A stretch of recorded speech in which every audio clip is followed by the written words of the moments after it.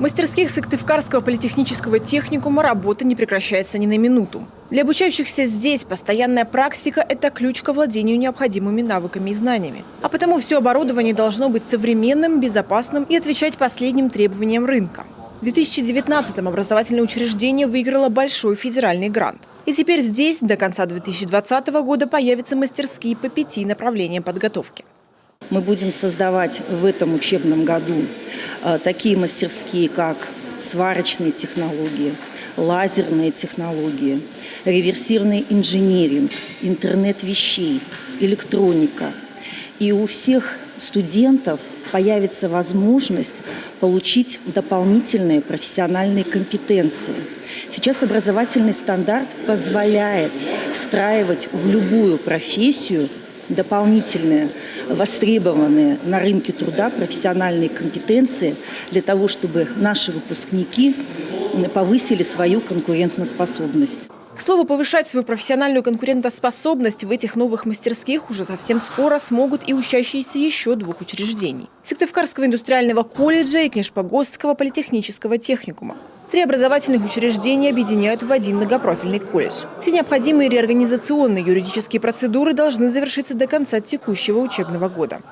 Возможностей с объединением будет все-таки намного больше у ребят. Они смогут получить и вторую профессию, плюс ко всему, чего у нас такой возможности нет. У нас продавцы и мастера по ремонту и обслуживанию автомобилей. Повысить качество образования, оснастить мастерские по последнему слову техники, внедрять все новые технологии. Сегодня решать эти задачи учреждениям намного легче вместе, а не поодиночке. И все же опасения по поводу присоединения у некоторых участников процесса были. Из-за возможного сокращения количества контрольных цифр приема некоторых специальностей, а также штата. В Министерстве образования заверили, беспокоиться не о чем. Конечно, целесообразно, мы пока это видим, объединение административных структур, таких как бухгалтерия. Но здесь мы будем индивидуально работать с каждым сотрудником, с каждым руководителем того или иного звена. Возможно, они будут трудоустроены уже в объединенное наше такое учреждение.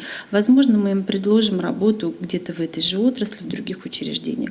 У нас есть понимание, как будет выглядеть новый большой наш техникум. И, соответственно, все ресурсы и министерства, и всех 3 учреждений направлены на то, чтобы эти процедуры прошли безболезненно. Новое образовательное учреждение объединит около 1700 студентов. Направления подготовки останутся прежними. При этом студенты смогут пользоваться большой инфраструктурой, 3 общежитиями и учебными корпусами. Предполагается, что на привлеченные средства в них проведут и ремонтные работы. В индустриальном колледже они ведутся уже сейчас.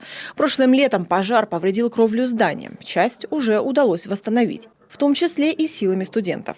Настроение у нас рабочее, то есть у нас впереди демонстрационный экзамен, для которого надо много что сделать. У нас идут ремонтные работы в мастерских. В дальнейшем мы надеемся, что все-таки уже, наверное, объединенное образовательное учреждение будет участвовать в федеральном конкурсе на привлечение денежных средств. И на эти деньги все-таки поставят современное оборудование на те профессии, которые у нас реализуются. Скорее всего, у единого разнопрофильного учреждения профессионального образования появится и новое название. Впрочем, сейчас говорить об этом рано, намного важнее сосредоточиться на внутренней начинке преобразований, оценивать которую в конечном счете будут уже сами студенты. Ксения Лосева, Иван Богомолов, телеканал Юрган, Сыктывкар.